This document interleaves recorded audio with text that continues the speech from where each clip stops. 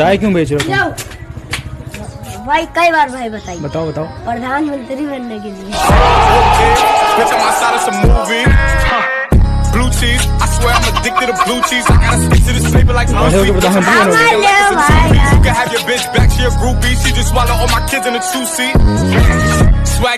बताओ इतना मादक चोदना पैदा करी हूँ मैं कि क्या बता भाई। मेरा पिया घर आया ओ राम जी। लाइक अगर भगवान को रिस्पॉन्स करें वो गाना कैसा है ना, लाइक मेरा पिया घर आया ओ Ram ji don't give about your पिया। मेरा पिया घर आया राम जी, लाइक मैं 14 साल से खुद घर नहीं गया। एंड अगर सीता ने सुन लिया तो वो तो डाउट करेगी कि if your husband is why you are updating my husband. And Sita को तो माधुरी पे पहले से शक है। वो गाना है तेरा करूं गिन गिन, तो उसको लगा वनवास गिन रही है कि साल 14 पे रुक गई है। मैं टीवी पे देख रहा था द बर्निंग ट्रेन, तो डैड आए एंड डैड इज लाइक ये बकवास मत देखा कर, उन्होंने चैनल बंद कर दिया। एंड आई वाज लाइक क्यों ऐसा? ही इज लाइक ये गोधरा कांड का वीडियो है, न्यूज चैनल चल रही है।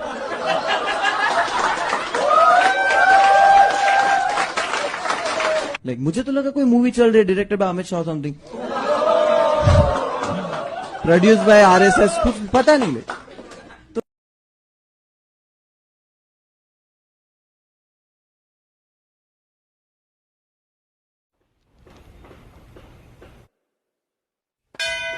हाय, इनका अभी शूट चल रहा है, मैं आपकी कुछ मदद कर सकती हूँ? हमारा सेशन बुक है मैम, सेट नंबर 8। ठीक है, मैं पास चेक कर लेती हूँ। Packing get you guys a different size. Sir one more. Dude, sorry, no photos, no videos. Ma'am आप ना ज्यादा चढ़ो मत, मेरा फोन मेरी मर्जी कैसे इस्तेमाल करूं? ओए जी भाई। मत कर भाई पर बाहर।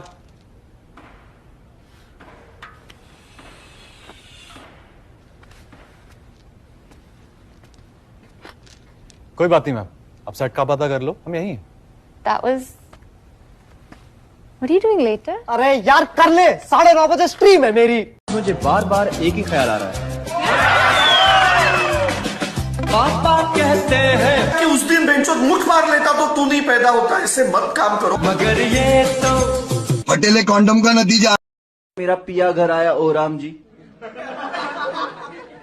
लाइक अगर भगवान को रिस्पॉन्स करें वो गाना कैसा है ना, लाइक मेरा पिया घर आया ओ Ram ji don't give about your पिया। मेरा पिया घर आया राम जी, लाइक मैं 14 साल से खुद घर नहीं गया। एंड अगर सीता ने सुन लिया तो वो तो डाउट करेगी कि if your husband is why you are updating my husband. And Sita को तो माधुरी पे पहले से शक है। वो गाना है तेरा करूं गिन गिन, तो उसको लगा वनवास गिन रही है कि साल 14 पे रुक गई है। मैं टीवी पे देख रहा था द बर्निंग ट्रेन, तो डैड आए एंड डैड इज लाइक ये बकवास मत देखा कर, उन्होंने चैनल बंद कर दिया। एंड आई वाज लाइक क्यों ऐसा? ही इज लाइक ये गोधरा कांड का वीडियो है, न्यूज चैनल चल रही है।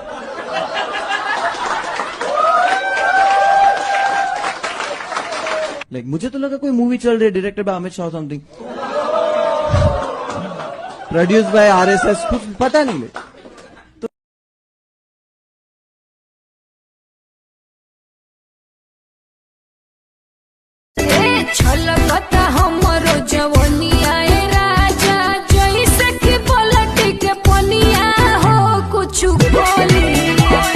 ठोकर हमारे समाज ने खाई, लहू लोहान हो गया, पीड़ा से कुलबुला उठा, लेकिन अब वो इस बात को भूले रहेगा नहीं। इसलिए भारत का विभाजन अब संभव नहीं। कोई इसके प्रयास करेगा तो उसके टुकड़े होंगे, कोई इसकी कोशिश करेगा तो उसके टुकड़े होंगे। मोहन भागवत ने कहा ये टुकड़े गैंग पर ये स्ट्राइक संघ प्रमुख मोहन भागवत ने की है। संघ प्रमुख मोहन भागवत के इस बयान का मतलब आपको इस नक्शे, फुल स्क्रीन पर यह नक्शा दिखाइए। आप इस नक्शे के जरिए आप समझ सकते हैं कि कैसे भारत में जिन्ना गैंग जबरदस्त तरीके से एक्टिव है। कश्मीर में 370 की बहाली के नाम पर पूरे भारत में किस तरह से टुकड़े टुकड़े गैंग एक्टिव है। जम्मू में रोहिंग्याओं को बसाने के नाम पर, वहां पर डेमोग्राफी चेंज करके पंजाब में आंदोलन के नाम पर खालिस्तान, वहां टुकड़े, पंजाब के टुकड़े, खालिस्तान के टुकड़े। दिल्ली में सीए के नाम पर शाहीन बाग, वहां टुकड़े टुकड़े गैंग। और असम में बांग्लादेशी घुसपैठियों को बसाने के नाम पर। समझिएगा ये भारत में जिन्ना तंत्र कैसे आज भी चल रहा है। एक बार टुकड़े हो चुके हैं 47 में। पश्चिम बंगाल में एनआरसी के नाम पर, एनआरसी ना आए, घुसपैठियों को बसा दिया जाए। तो भारत, पूरे भारत में कैसे टुकड़े टुकड़े गैंग एक्टिव है। और यही मोहन भागवत की तरफ से कहा गया है कि टुकड़े टुकड़े गैंग के अब टुकड़े टुकड़े होंगे अगर इस तरह की कोशिश फिर से की गई। कश्मीर से लेकर केरल तक और पंजाब से लेकर आंध्र प्रदेश तक अलग अलग तरह से देश को तोड़ने की कोशिशें लगातार की जा रही है। मोहन भागवत ने कहा कि इस्लाम के नाम पर भारत का बंटवारा हुआ। ध्यान से सुनिएगा उन्होंने क्या कहा। मोहन भागवत ने कहा कि इस्लाम के नाम पर भारत का बंटवारा हुआ। बंटवारा इसलिए हुआ ताकि खून की नदियां ना बहें, लेकिन बंटवारे के बाद भी लगातार खून बह रहा है। एक मानसिकता है जो कहती है कि हंसकर लिया पाकिस्तान, लड़कर लेंगे हिंदुस्तान।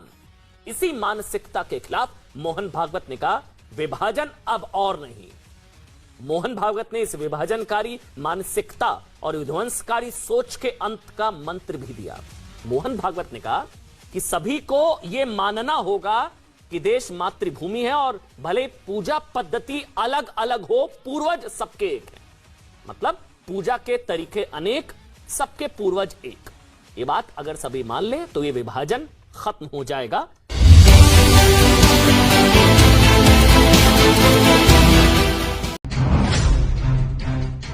क्या आपने विजयनगर साम्राज्य का नाम सुना है? हो सकता है स्कूल के इतिहास की किताबों में थोड़ा बहुत पढ़ा हो। स्वतंत्रता के बाद कांग्रेसी सरकारें नहीं चाहती थी कि देश के लोग विजयनगर साम्राज्य के बारे में जानें। लगभग 500 वर्ष पूर्व दक्षिण भारत में विजयनगर नाम का शक्तिशाली साम्राज्य हुआ करता था। उत्तर भारत पर कब्जा जमा चुके इस्लामी आक्रमणकारी भी विजयनगर की तरफ आंख उठाकर देखने से डरते थे। लेकिन तभी यहाँ के राजा को सेक्युलरिज्म की बीमारी लग गई और देखते ही देखते पूरा विजयनगर साम्राज्य तबाह हो गया। विजयनगर साम्राज्य की स्थापना का श्रेय हरिहर और बुक्का राय नाम के दो भाइयों को दिया जाता है। उन्होंने ही दक्षिण भारत से इस्लामी आक्रमणकारियों को खदेड़कर वर्ष 1336 में स्वतंत्र हिंदू राज्य की स्थापना की। हरिहर और बुक्का गौपालक यादव थे। श्रृंगेरी शारदा पीठ के शंकराचार्य आचार्य विद्यारण्य ने उनके गुरु और मार्गदर्शक की भूमिका निभाई। कर्नाटक में आज जो हम्पी के खंडहर हैं, वो कभी विजयनगर की राजधानी हुआ करती थी। अनगिनत लोगों के बलिदान के बाद विजयनगर साम्राज्य लगभग 250 वर्ष तक हिंदू वैभव का प्रतीक था। कला, साहित्य और विज्ञान अपने चरम पर था। लेकिन बाद के राजाओं ने सेक्युलरिज्म की नीति अपनानी शुरू कर दी। मुसलमानों को सेना में भर्ती होने की छूट दी गई।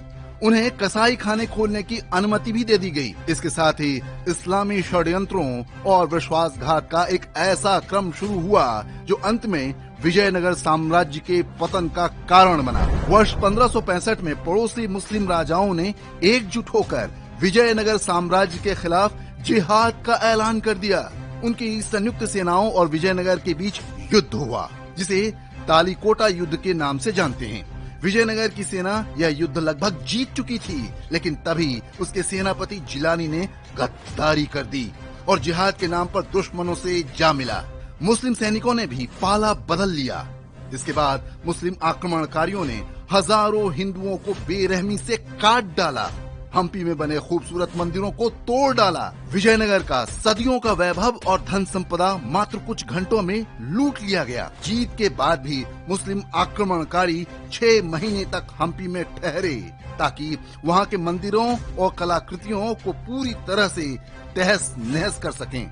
आज भी उस ऐतिहासिक बर्बादी के निशान देखे जा सकते हैं। भारत की स्वतंत्रता के बाद कांग्रेसी सरकारों ने जो इतिहास लिखवाया, उसमें अधिकांश इस्लामी आक्रांताओं का महिमा मंडन है। विजयनगर के वैभव और पतन की कहानी लगभग पूरी तरह से मिटा दी गई ताकि हिंदुओं की आने वाली पीढ़ियां इससे कोई सबक न ले सकें। याद रखिए, जो राष्ट्र अपने इतिहास को भूल जाता है, वो उन्हीं गलतियों को दोहराने के लिए अभिशप्त होता है। सोचिए, क्या हम एक बार फिर से वही गलती दोहरा नहीं रहे हैं?